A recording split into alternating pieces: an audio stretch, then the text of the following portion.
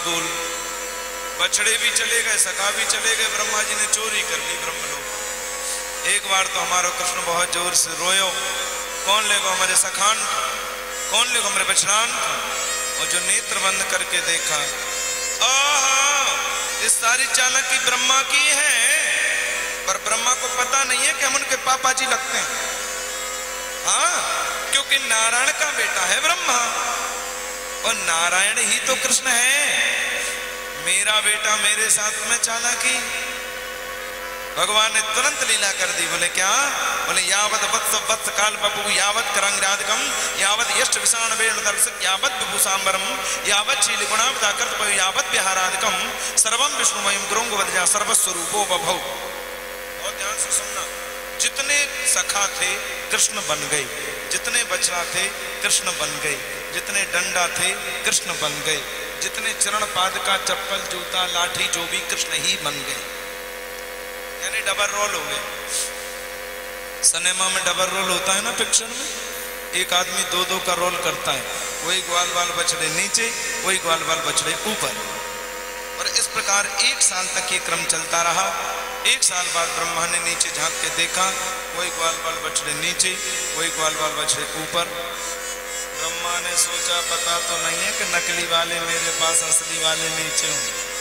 तो परीक्षा लेने के लिए ब्रह्मा जी जैसे वृंदावन में आए, सो मेरे कन्हैया ने एक लीला और कर दी। बोले क्या? बोले दूसरे ब्रह्मा बन के ब्रह्मलोक में पहुंच गए और अपने दरबानों से बोले ए इधर आओ।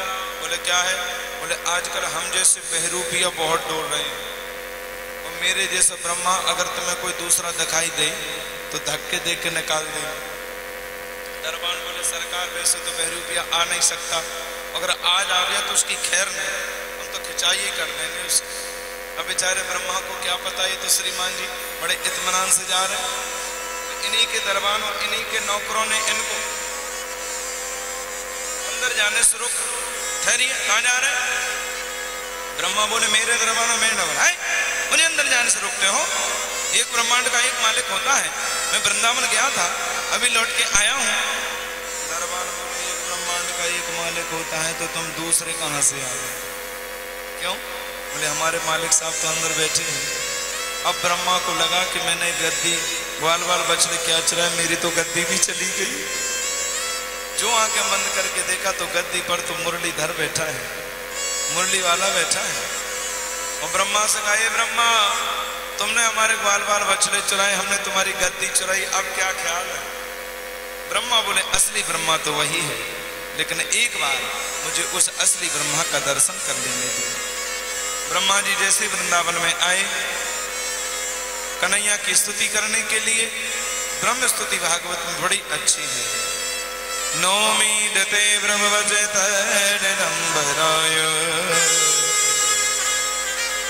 गुंजावतंस परवेच्छल सन्मुखाय वन्यस्रजे कमलवेत्र विषाण वेणु लक्ष्मश्रिये मृदुपदे पशुपांगजाय तत्तेनुकंपा सुस्मीक्षमाणो भुञ्जान एवात्मकृतं विपाकम् अदवागपुर्विदविदितं नमस्ते जीवेति यो मुक्तिपदे सदाय भाव नारायणस्तं न सर्वदेहे नामात्मधीसा किल लोक साक्षी। 18 श्लोक है, मैंने तो 2-3 ही सुना है अभी। आपने वृंदावन में रंग जी का मंदिर देखा है? रंगनाथ जी का मंदिर देखा आपने? सोने का खम्मा देखा? गौर से देखा? उसके जस्ट बगल में ब्रह्मकुंड देखा? ये वहीं की भागवत की कथा, वहीं की कथा सुना रहा हूं। जो ब्रह्मकुंड है रंग मंदिर के बगल, वहीं की कथा है। उसी कुंड में आकर के ब्रह्मा जी ने कृष्ण की स्तुति गाई है, जिसे हम ब्रह्म स्तुति कहते हैं भागवत में। 4 परिक्रमा करके ब्रह्मा जी चले गए। प्रभु ब्रज में आप ऐसे चरित्र करते हैं कि मैं समझ नहीं पाता हूं। आज कन्हैया गौचारण के लिए गए। कार्तिक शुक्ल अष्टमी को गोपाष्टमी को गौचरण की लीला की। वृंदावन लीला में सब गोप वालों को सुख दिया। आज मेरे कन्हैया ने मन में सोचा ब्रज मंडल में मैं केवल माखन मिश्री खाने के लिए नहीं आया हूं, मुझे लगता है कि ब्रज का संकट दूर नहीं हो सकता। क्यों? क्योंकि वृंदावन की जो यमुना में रहता है काली नाग, और काली नाग के जहर के प्रभाव से गौ माता पानी पी लेती है तो मर जाती है, क्योंकि जहरीला सांप है काली नाग।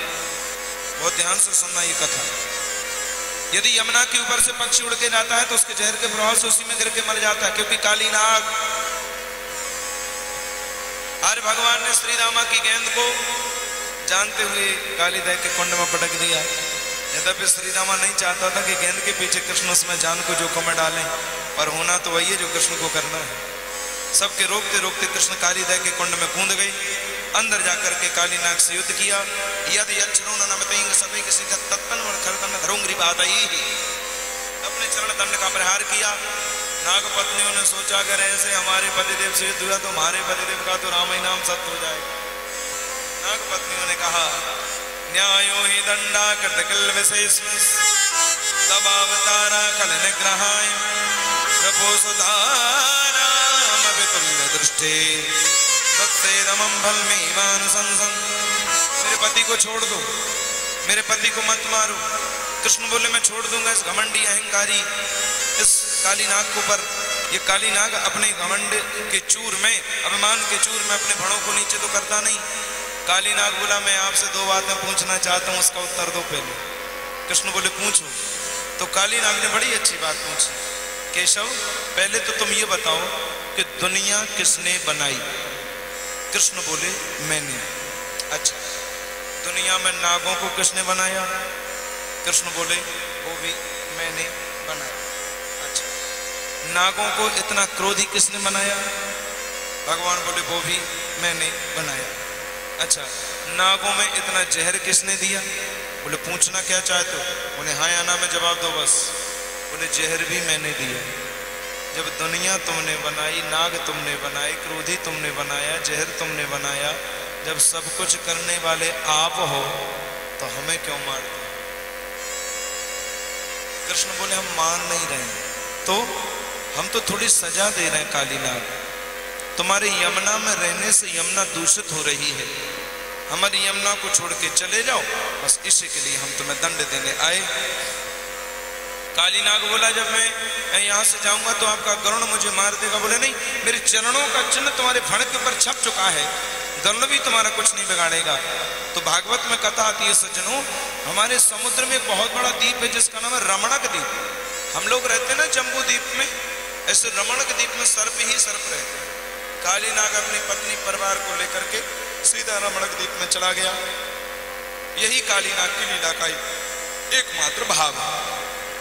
वैसे आध्यात्मिक रूप में काली नाग किसे कहते हैं जरा समझ के चलना कथा। गंगा ज्ञान का प्रतीक है, यमुना भक्ति का प्रतीक है, सरजू वैराग्य का प्रतीक है। आप लोग प्रबुद्ध श्रोता हैं तो समझेंगे कथा। देखो, गंगा के किनारे काशी नगरी ज्ञान की नगरी, यमुना के किनारे वृंदावन भक्ति की नगरी, सरजू के किनारे अयोध्या वैराग्य की नगरी।